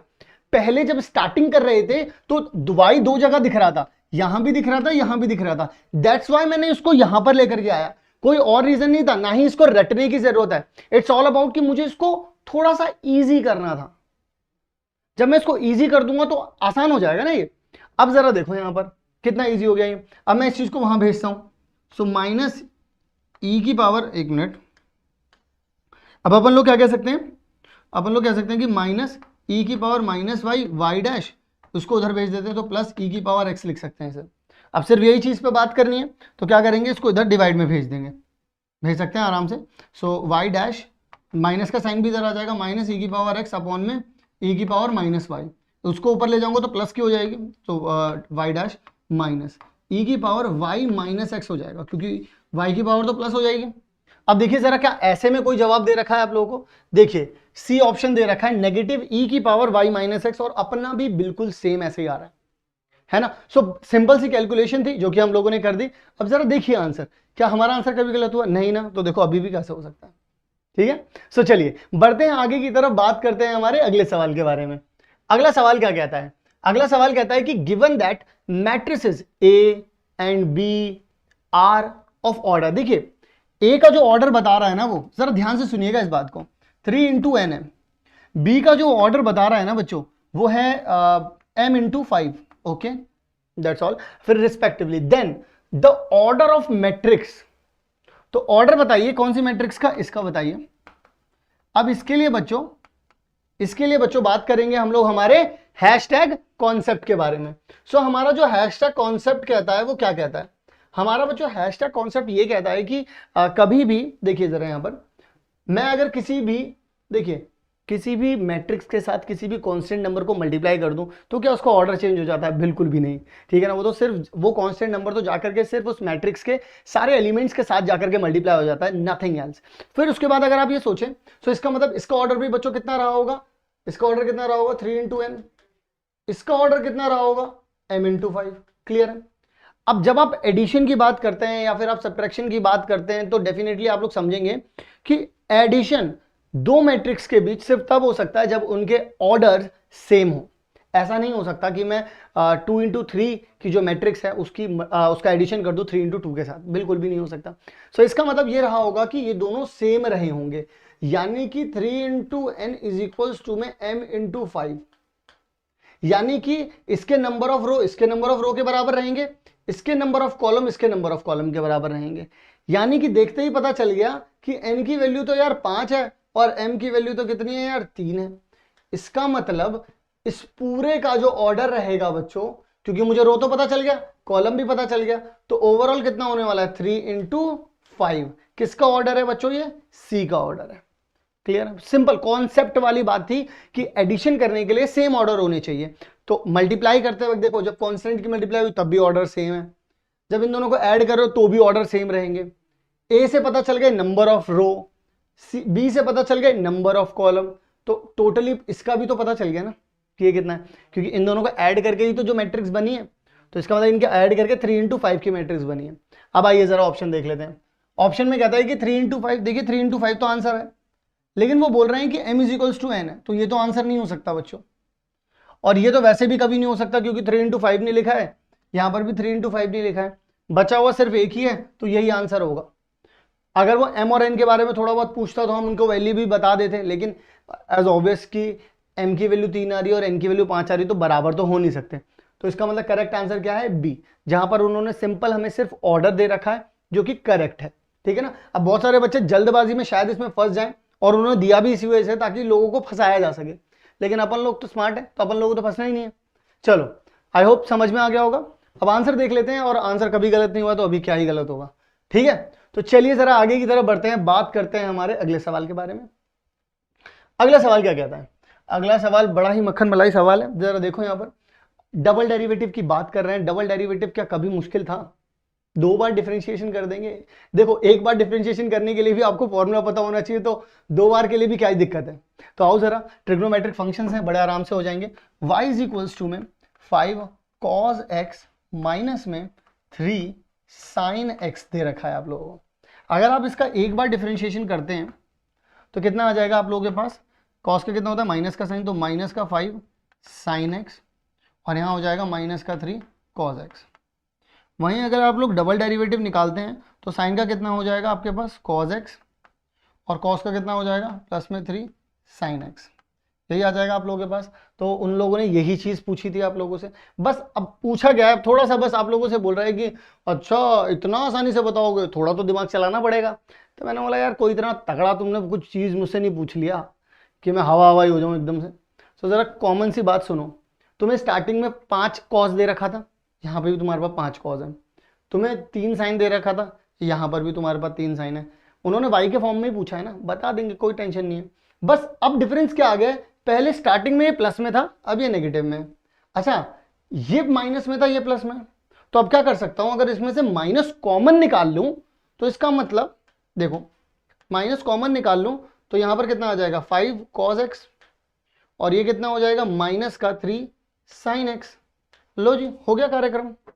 सो इसका मतलब अपन लोग ये बोल सकते हैं, ये तो बिल्कुल जहां से कहानी शुरू हुई थी, ये लव स्टोरी जहां से शुरू हुई थी वहीं पहुंच गई। यानी कि आप लोग कह सकते हैं कि y double dash is equal to में माइनस वाई। अब बताओ, ऐसी मूर्ति कहीं दिख रही है? ऐसी मूर्ति यहां दिख रही है, तो मिल गया काम, हो गया काम। तो इसका मतलब अपना सही आंसर क्या है? A option is the correct answer. So हम कभी गलत हुए नहीं, तो अभी होंगे बिल्कुल भी नहीं। तो इसका मतलब अपना आंसर भी बिल्कुल सही आया और अपने को समझ में भी बहुत अच्छे से आया। देखो, गंगा जमुना सरस्वती यहां बह गई। चलो बढ़े आगे, आ जाओ जरा अगले सवाल के बारे में बात कर लेते हैं। अगला सवाल भी क्या ही कर लेगा हमारा, अपने को डर है किसी से? बिल्कुल भी नहीं। तो आओ जरा बात करते हैं इसमें। अगर बच्चों हम लोग बात करें यहाँ पर, सो इस क्वेश्चन के बारे में बड़ा ही सिंपल सा सवाल है। आपको ए दे रखा है, कहते हैं 2, 5, -11 और 7, ये चीज दे रही। अब कहते हैं कि एडजॉइंट, देखो जरा ध्यान से सुनना, एडजॉइंट ऑफ ए का ट्रांसपोज। इसका मतलब क्या होता है बच्चों? ट्रांसपोज। तो एडजॉइंट ऑफ ए तो सर 2 × 2 का तो बड़ी तेज निकालते थे हम, वैसे ही तेजम तेज निकाल लो, काम हो जाएगा यहां पर। एडजॉइंट ऑफ ए को क्या कहते हैं बच्चों? एडजॉइंट ऑफ ए में कुछ भी नहीं होता बच्चों, इन दोनों को आपस में इंटरचेंज कर लेते हैं। 7 यहां गया, 2 यहां गया, इन दोनों के साइन हटा लेते हैं, बस चेंज कर देते हैं साइन। ये देखो माइनस, ये प्लस में था तो माइनस कर दो, ये माइनस में था तो प्लस में कर दो, इन दोनों की हेर फेर कर दो, बस हो गया। लेकिन सिर्फ इससे उसकी पूर्ति नहीं हुई।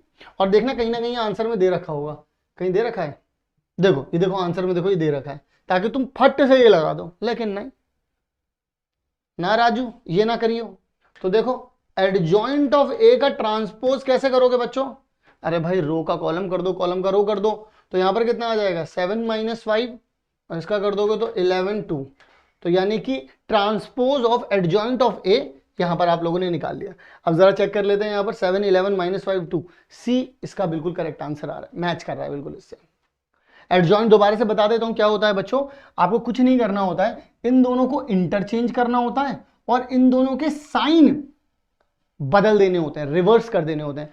प्लस है तो माइनस कर दो, माइनस है तो प्लस कर दो, इन्हें उठा के कहीं मत लेकर के जाओ, उठा के सिर्फ इसे लेकर के जाना है। क्लियर है? सो आई होप आप लोगों को ये वाला सवाल भी बच्चों जो है क्लियर हो गया होगा। बढ़ते हैं हमारे अगले सवाल की तरफ। अगला सवाल क्या कहता है उससे पहले देख लीजिए, सी आंसर है, हमने भी सी ही निकाला है, ठीक है। चलिए जरा सो बात करते हैं हमारे अगले सवाल के बारे में। हमारा अगला सवाल क्या कहता है? अगला सवाल कहता है कि the points on the curve, ये कर्व दे रखा है आप लोगों को, ठीक है। कर्व लिख लेता हूं मैं एक बार, कि x का स्क्वायर अपॉन में 9 प्लस में y का स्क्वायर अपॉन में 16 इज इक्वल्स टू में 1। कह रहे हैं at which the tangent are parallel to y axis. ऐसा कौन सा पॉइंट होगा जहां पर इस मतलब ये जो कर्व बनाया है इसके ऊपर हम एक टेंजेंट डालेंगे, वो ऐसा कौन सा पॉइंट होगा जो पैरेलल टू y एक्सिस होगा? वो पॉइंट बताना है हमें। उस पॉइंट को बताने में हमें कोई दिक्कत नहीं होगी। वैसे अगर आप लोग कॉमन सेंस से लगाएंगे, अगर आपको थोड़ा बहुत डायग्राम बनाना आता हो तो आप लोग बहुत इजीली इसको बता सकते हैं। जैसे कि ये बन रहा है कुछ ऐसे, ठीक है ना, ये कुछ बनेगा ऐसे। अगर आप लोग थोड़ा सा सोचे तो y एक्सिस के पैरेलल तो यहाँ पर बनेगा या फिर यहाँ पर बनेगा। और ये वाली जगह क्या है आपके पास? आई थिंक 3 है, तो ±3 x एक्सिस पे ये इसका जवाब होना चाहिए। ऐसे आप लोग यहाँ से अगर चेक करेंगे तो आप लोगों को डायरेक्टली यहाँ पर देखिए सी आंसर मिल रहा है, बट मैं ऐसे नहीं करवा रहा हूँ आप लोगों को, मैं थोड़ा सा और एक्सप्लेन कर देता हूँ आप लोगों को, पूरा लॉजिकली बता देता हूँ। क्योंकि अगर आपको पता हो तो जिसके नीचे बड़ा नंबर लिखा होता है उसी के अलॉन्ग बनता है, तो मैंने इसलिए इसके अलॉन्ग बना दिया। यहाँ पर क्या रहा होगा? यहाँ पर रहा होगा 0 - 4, यहाँ पर क्या रहा होगा? यहाँ पर रहा होगा 0 + 4, यहाँ पर रहा होगा 3 0, यहाँ पर रहा होगा -3 0। इस तरीके के पॉइंट्स बने होंगे। दैट्स वाई मैंने यहाँ पे बता दिया कि पैरेलल टू y एक्सिस बनाना है, तो ऐसी लाइन बन जाएगी। बट ठीक है, कोई बात नहीं, टेंशन ना ले कोई, मैं आपको और एक्सप्लेन करता हूँ इसको। अगर मैं और एक्सप्लेन करूँ तो इसका डिफरेंशिएशन करना पड़ेगा एज ऑब्वियस, ठीक है ना। सो कर देते हैं इसको डिफरेंशिएट। तो 2x करेंगे यहाँ पर अपॉन में 9 आ जाएगा, यहाँ पर कितना आ जाएगा प्लस में 2y इंटू में y डैश अपॉन में 16 आ जाएगा, इज इक्वल्स टू में 0 आ गया। अब अपन लोग क्या करेंगे? सो y डैश निकालने का एक बड़ा ही आसान सा तरीका आप लोग सभी जानते हैं, माइनस का 2x अपॉन में कितना आ जाएगा यहाँ पर 9, 16 यहाँ जाएगा तो इधर आ गया, 2 इधर डिवाइड में आ जाएगा, अब 2 से 2 कैंसिल आउट हो गया, ठीक है। सो वाई डैश कितना आ गया बच्चों, -16x डिवाइड बाय 9 आ गया, ये चीज़ आ गई। अब लेकिन मजे की बात पता है क्या है इसमें, मजे की बात यह है कि इसका देखिए ये तो आप लोगों ने स्लोप निकाल लिया, किसका, जनरल टेंजेंट निकाल लिया, लेकिन इसको इक्वेट किससे करना है, अगर आप लोग ध्यान से समझेंगे तो इसको इक्वेट करना है बच्चों। देखिए अब यहां पर देखिए टेंजेंट अगर परपेंडिकुलर हो तो स्लोप कितना होता है 90 डिग्री, और 1090 कितना होता है एवरीवन, सारे के सारे बच्चे बताएंगे 1090 होता है, नॉट डिफाइंड, विच इज 1/0। सो इसका मतलब मैं इसको 1/0 के इक्वल रख दूं, क्या मैं ऐसा करूं, क्या मुझे ऐसा करना चाहिए, क्या ये ऐसा होगा। अब हमारे पास ये भी कुछ सवाल निकल करके आते हैं कि हम लोग इसको किस तरीके से बता पाएंगे सर, ये सारी की सारी इंफॉर्मेशन अब हमें दीजिए, मैं आप लोगों को बताता हूँ, थोड़ा सा चिल करो यहाँ पर, मैं आप लोगों को बताता हूँ करना क्या है एक्चुअल में इसमें। यहाँ पर एक्चुअल में आप लोगों ने इधर से y नहीं लेकर के आए, आप लोग यहाँ पर y ले आइए, ठीक है, यहाँ पर y ले आइए, क्योंकि यहाँ से एक्चुअल में ये जब चीज़ इधर भेजी आप लोगों ने, सो 16 इधर मल्टीप्लाई में चला गया, 2 डिवाइड में आ गया, y भी डिवाइड में आएगा। सो y हम लोगों ने यहाँ पे लिखा नहीं था, मैंने लिख दिया। अब ये 0 यहाँ जाएगा, ये यहाँ जाएगा, सो आपके पास ये तो इसे ध्वस्त कर देगा पूरा का पूरा, तो 0 इज में कितना आ जाएगा 9y, 9 इधर जाएगा, वो भी खत्म हो जाएगा, तो y की वैल्यू 0 आ रही है एवरीवन, सारे बच्चे मेरी बात को बड़े ही ध्यान से सुनेंगे। सो y की वैल्यू 0 आ रही है, इसका मतलब y वाला पॉइंट तो पता चल गया अपन को कि इस कर्व पे y की एक ऐसा पॉइंट होगा जहां पर y 0 आ रहा होगा। बच्चों एक बात बताओ कि अगर इस कर्व पर ही वो पॉइंट है तो मैं इसको सेटिस्फाई करवा सकता हूँ, y 0 रख करके x की वैल्यू निकाल सकता हूँ। बिल्कुल सर जी, आप बिल्कुल सही कह रहे हैं। तो ये देखिए मैं y की जगह पे 0 रख देता हूँ तो एज ऑब्वियस ये पूरा 0 हो जाएगा। इक्वल टू में कितना आ जाएगा बच्चों 1, 9 यहाँ गया, तो 9 यहाँ पर आ गया। सो x की वैल्यू कितनी आ गई बच्चों ±3। तो देखिए x की वैल्यू ±3 आ गई एंड y की वैल्यू कितनी आ गई 0। सो ये हमारा पॉइंट निकल गया, और देख लो मैंने यही पॉइंट बताया था आप लोगों को। तो अगर आप लोगों को थोड़ा बहुत ज्योमेट्री पता हो तो ज्योमेट्री से तो देखते ही बता सकते हो इसका आंसर, ठीक है ना, बट कोई बात नहीं, मैंने आपको पूरा इसे एक्सप्लेन भी कर दिया है, ठीक है बच्चों। चलिए बढ़ते हैं हम लोग हमारे अगले सवाल की तरफ। अगला सवाल क्या कहता है हमसे, अगला सवाल भी बड़ा ही मजेदार है। कहते हैं कि गिवन दैट कि हमारे पास एक स्क्वायर मैट्रिक्स दे रखी है जिसका ऑर्डर 3 है, बहुत अच्छी बात है, जिसका डिटर्मिनेंट भी देखिए ऑर्डर 3 का मतलब है n = 3 हो गया, डिटर्मिनेंट की वैल्यू -7 दे रखी है, लिख लीजिए। फिर उसके बाद कह रहे हैं देन द वैल्यू ऑफ, तो आप वैल्यू बता दीजिए हमें, समीशन ऑफ i की वैल्यू 1 से लेकर के 3 तक लेकर के जानी है, ai2 और कैपिटल A, जो कैपिटल है वो कोफैक्टर दे रखा है और जो स्मॉल a है वो नॉर्मल एलिमेंट्स है, ऐसा बता रखा है इन्होंने। तो मैंने कहा मुझे कोई दिक्कत नहीं है इसमें, हम लोग इसको कर सकते हैं आराम से। देखिए एक बात समझिएगा मेरी, सबसे पहले इस चीज़ को लिखते हैं। इसका कहने का मतलब क्या है कि i की वैल्यू 1 से लेकर के 3 तक लेकर के जाओ, यानी कि a12 कैपिटल 12 प्लस में 2 भी लिखेंगे, a22 कैपिटल 22 a23 नहीं 22 ही है, ये तो बाद वाला तो सेम ही है ना, a22 सॉरी 3 से शुरू करेंगे, 32 और 32। एक्चुअल में अगर आप लोग देखें यहाँ पर ध्यान से, सो ये रो 1 देखना जरा ध्यान से सुनना, ये रो 1 का एलिमेंट है, ये रो 1 का एलिमेंट है, यहाँ पर होगा ये a12 यहीं पर होता है, 22 यहाँ पर होता है और 33 और 32 यहाँ पर होता है, यानी कि इस वाले कॉलम के बारे में बात कर रहे हैं आप लोगों से।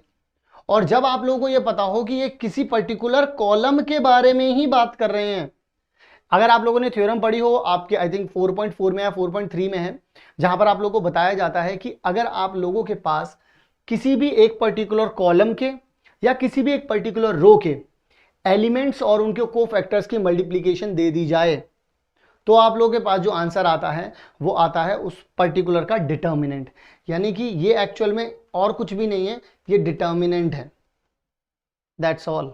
अगर ये डिटर्मिनेंट है बच्चों तो डिटर्मिनेंट की वैल्यू तो -7 दे ही रखी है, तो आंसर आपके पास यही होना था -7, नथिंग एल्स। मतलब कि सर आंसर दे करके आंसर पूछ रहे हैं, बिल्कुल सही है, और हर सवाल आंसर दे करके ही तो आंसर पूछता है, सवाल होता ही ऐसा है कि आप वहां से आंसर निकाल सकें। यहां पर इनका ये पर्टिकुलर चीज देने का मतलब ये था कि आप कॉलम देखिए, आप पर्टिकुलर कॉलम की ही बात कर रहे हैं, यहां पर देख लीजिए, और आप 4.3 या 4.3 ही है, नहीं 4.4 है क्योंकि उसमें शायद से ट्रायंगल है, तो अब मैं यहां पर आप लोगों को ये बात समझाना चाह रहा हूं कि बस ये थ्योरम को याद रखिएगा, ये थ्योरम ही सॉल्व कर देती है इसको। अगर आप किसी भी पर्टिकुलर रो या किसी भी पर्टिकुलर कॉलम के एलिमेंट्स को उठाते हैं और उन्हीं के करस्पॉन्डिंग उनके कोफैक्टर्स की मल्टीप्लाई उनके साथ करते हैं, देन यू विल फाइंड कि आप लोगों को जो मिलेगा वो होगा डिटर्मिनेंट। ओके बच्चों, सो चलिए बढ़ते हैं आगे की तरफ, देख लेते हैं इसका आंसर कितना है बच्चों। इसका आंसर आ रहा है बी, विच इज -7। और एक बात और बता दूं कि अगर ये दोनों सेम सेम ना होते तो इनकी क्या हो जाती बच्चों, सेम सेम। अगर ये सेम सेम ना होते तो क्या हो जाती, सेम सेम, और आंसर आता 0। इसीलिए ऑप्शन में 0 भी दे रखा है। कुछ बच्चे तेजी में 0 भी लगा सकते थे, ठीक है ना, हाईलाइट में कभी कभी 0 याद होता है हमें, तो 0 मत लगा देना गलती से, ठीक है। चलो बढ़ते हैं अगले सवाल की तरफ, देखते हैं हमारा अगला सवाल क्या है बच्चों। अगला सवाल दे रखा है कुछ इस तरीके से कि y इक्वल्स टू में log cos e की पावर x। सो फाइंड करके बताना है हम लोगों को कि इसका आंसर क्या होगा dy ओवर dx में। सो बहुत अच्छी बात है, बता देते हैं इसको। y इक्वल्स टू में कितना है अपन के पास, log cos e की पावर x। सो अगर y को डिफ्रेंशिएट करेंगे सो अपॉन में कितना आ जाएगा, cos e की पावर x आ जाएगा। फिर उसके बाद अगर हम लोग cos का करेंगे सो माइनस का साइन e की पावर x आ जाएगा। फिर इसके बाद e की पावर x का करेंगे तो e की पावर x आ जाएगा। That's all. अब चलिए ज़रा देख लेते हैं यहाँ पर कि अपन लोगों को क्या क्या चीज़ें यहाँ पर करनी है। सो देखिए साइन अपॉन कॉस कितना होता है, 10 होता है। सो डायरेक्टली आप कह सकते हैं माइनस का 10 e की पावर x, और इनटू में आपके पास e की पावर x भी है। और ऐसा मेरे ख्याल सिर्फ d में दिख रहा है आप लोगों को। ये तो बड़ा ही सिंपल था, ये तो बड़ा ही सिंपल था, क्योंकि हम लोगों ने सबसे पहले क्या किया, लॉग समथिंग का किया। तो लॉग समथिंग क्या होता है, 1 अपॉन में भेज दिया। फिर कॉस का किया तो साइन आ गया, ई की पावर एक्स का किया तो ई की पावर एक्स आ गया। अब देखिए थीटा तो सेम ही है, और साइन थीटा अपॉन में कॉस थीटा क्या होता है, टेन थीटा। तो मैंने टेन थीटा बना दिया इसको, ई की पावर एक्स थी तो लगे रहने दिया, ये नेगेटिव लगा दिया यहाँ पर, और आंसर मैच करा दिया, और यहाँ पर भी आंसर मैच करा दिया। सो आप लोगों को पता चला डी ही इसका आंसर है, ठीक है बच्चों। सो इसका मतलब अपन लोगों ने ये वाला सवाल भी बहुत अच्छे तरीके से क्लियरली समझ लिया एंड कर लिया। अब बढ़ते हैं हमारे अगले सवाल की तरफ और देखते हैं हमारा अगले सवाल में हमसे क्या पूछा गया है। आए है, वाह जी वाह, बहुत ही बढ़िया, बहुत ही बढ़िया, कोई दिक्कत नहीं है, और बड़े आराम से चिल आउट करेंगे इसको solve. Based on the given shape shaded region as the feasible region in the graph at the points दे रखे हैं यहाँ पर, इज द ऑब्जेक्टिव फंक्शन। इसका ये देखिए, इसका ऑब्जेक्टिव फंक्शन ये है। सो इसका ऑब्जेक्टिव फंक्शन को हम लिख देते हैं z इज इक्वल्स टू में 3x प्लस में 9y। ओके, कोई दिक्कत ही नहीं है। मैक्सिमम, तो ये पूछ रहे हैं मैक्सिमम कहाँ पे होगा। मैक्सिमम पता करने के लिए हम लोगों को जस्ट जो हमारे इंटरसेक्टिंग पॉइंट्स होते हैं उनकी वैल्यूज को पुट करना होता है एंड पता लगाना होता है किस पर ये मैक्सिमम वैल्यू दे रहा है। सो चलिए आइए जरा करके देखते हैं। सबसे पहला पॉइंट है अपने पास डी पॉइंट है। अगर हम डी पॉइंट को रखते हैं तो देखिए इसमें x0 है, x0 रख दिया तो ये चीज़ गायब हो जाएगी, और y कितना है 20 है, तो 9 की मल्टीप्लाई अगर हम 20 से करेंगे तो कितना आ जाएगा, कितना आ जाएगा 180। सो यहाँ पर कितना आ जाएगा 180 आ जाएगा। सो डी पॉइंट से 180 मिल रहा है। ओके, सो ए पॉइंट से देख लेते हैं बच्चों कितना मिल रहा है। ए पॉइंट कितना है अपना 010 है बच्चों। सो अगर ये 010 है तो ये x0 हो जाएगा, और 9y दे रखा है अपन लोगों को। सो 9y तो 10 है ये, तो 90 हो जाएगा, ठीक है। ओके, सो b कितना हो जाएगा बच्चों, b से देख लेते हैं 5 सो 5 दिया 15, यहाँ से आ जाएगा 15 और 45 कितना हो जाएगा बच्चों 60 हो जाएगा, ठीक है। ओके, फिर उसके बाद c को देख लेते हैं, c को चेक कर लेते हैं। 15 रखना है। अब 15 दिया 45 प्लस में आ जाएगा बच्चों 15, और 15 की मल्टीप्लाई अगर हम 9 से करेंगे तो 135 आ जाएगा। सो 135 प्लस में 45 करेंगे तो यहाँ पर 0 हासिल लगा 1 8 1, तो 180 ही आ रहा है यहाँ पर। सो मैक्सिमम जो आएगा इसका 180 आएगा, जो कि आप लोगों को यहाँ पर दिख रहा है। सो एवरी यहाँ पर देख लेते हैं पॉइंट बी पर तो बच्चों 60 आ रहा है, मैक्सिमम पूछ रहा है वो, तो 60 तो नहीं है, पॉइंट डी हो सकता है आंसर, एंड पॉइंट सी भी हो सकता है आंसर। और वो पूछ रहे हैं कि, और एक और ऑप्शन है every point on the line C D. देखिए सी और डी दोनों पे ही आंसर आ रहा है बच्चों। सो इस पूरी लाइन पर रहेगा ये आंसर, ठीक है ना, क्योंकि ये दोनों के दोनों ही इन दोनों पॉइंट्स पर रखने पर ही ये वाली ये आंसर दे रहा है हमें, मतलब मैक्सिमम आंसर दे रहा है, 180 ही आ रहा है, चाहे मैं इस पर रख दूं चाहे मैं इस पर रख दूं। तो यानी कि सी और डी दोनों रहेंगे, तो आप सिर्फ डी नहीं बोल सकते, सिर्फ सी नहीं बोल सकते, बी तो आप कभी भी नहीं बोल सकते। तो बचा क्या अपने पास, डी, ठीक है। और चेक कर लेते हैं अपना आंसर कितना आ रहा है बच्चों, D. We are always right, ठीक है ना। सो इसका मतलब ये वाला सवाल भी अपने लोगों को समझ में आ गया। सो बढ़े आगे की तरफ, चलिए जरा देखते हैं हमारा बच्चों अगला वाला सवाल। इसमें ज्यादा कुछ करना नहीं था, ध्यान रखना, इसमें ज्यादा कुछ नहीं करना था, बस पॉइंट्स को रख देना है और मैक्सिमम वैल्यू जहां से आनी है बस वही मैक्सिमम पॉइंट है, और क्या है, nothing else. Nothing more than this, ठीक है। चलिए सो बात करते हैं the least value of the function. Least value बतानी है आप लोगों को, तो लीस्ट वैल्यू बताना कोई बहुत बड़ी चीज तो है नहीं, बता देते हैं। यहां पर कहते हैं कि ये फंक्शन आप लोगों को दे रखा है बच्चों, एफ एक्स दे रखा है आप लोगों को, और 2 cos x प्लस में x दे रखा है। कह रहे हैं कि क्लोज इंटरवल दे रखा है 0 से π/2 तक का, और इसमें आप लोगों को हमें ये बताना है कि इसकी लीस्ट वैल्यू क्या होगी। तो लीस्ट वैल्यू बताने के लिए क्या बच्चों मुझे क्रिटिकल पॉइंट पता करना पड़ेगा। एज ऑब्वियस क्रिटिकल पॉइंट तो पता ही करना पड़ेगा, कोई भी इंटरवल दे रखा हो, क्योंकि ग्राफ ऐसे ऐसे चल रहा है, कहीं ना कहीं तो नीचे आया होगा, नीचे आकर के मुड़ा होगा, तो जहां मुड़ा होगा वही अपना क्या होता है, क्रिटिकल पॉइंट। और क्रिटिकल पॉइंट कैसे मिलता है, डिफरेंशिएशन से। आइए जरा कर देते हैं इसको। तो डिफरेंशिएट किया तो माइनस का 2 sin x आ गया और प्लस में 1 आ गया। और जैसे ही अपन लोग ये काम करते हैं तो ध्यान रहे कि ये काम करते वक्त ही, करते के साथ ही अपन लोगों को इसको रखना होता है इक्वल टू 0, कसम होती है, ठीक है ना। सो माइनस का 2 sin x is equals to में -1 आ गया, माइनस से माइनस गया तो sin x is equals to में कितना आ गया, एवरी 1/2। तो 1/2 कब होता है बच्चों, π/6।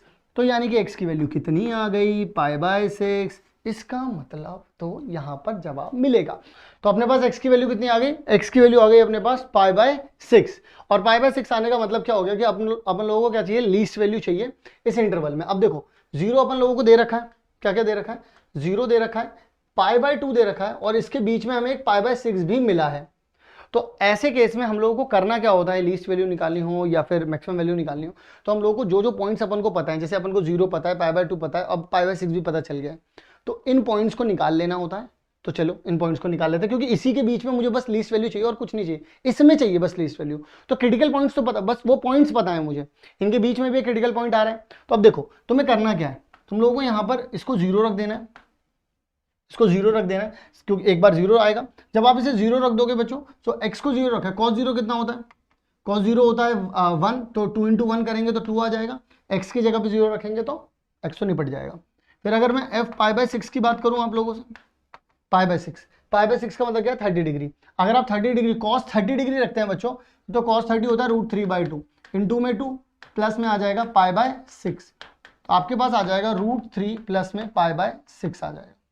सिमिलरली अगर आप लोग यहाँ पर π/2 रखोगे बच्चों, तो cos π/2 कितना होता है 0, तो आपके पास बचा कितना, सिर्फ यहाँ पर आ गया π/2।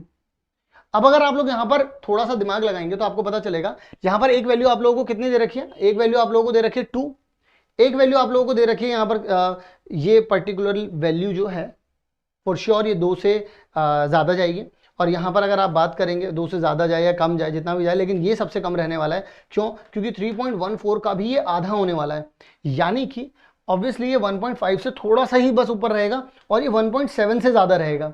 सो इसका मतलब सबसे छोटी वैल्यू कहाँ पर आने वाली है, इस पर आने वाली है। तो लीस्ट वैल्यू क्या होने वाली है, π/2। तो इसका मतलब सबसे छोटा आंसर क्या रहेगा अपना, यानी सबसे छोटी वैल्यू क्या रहेगी, लीस्ट वैल्यू क्या रहेगा अपने पास, π/2 रहेगा।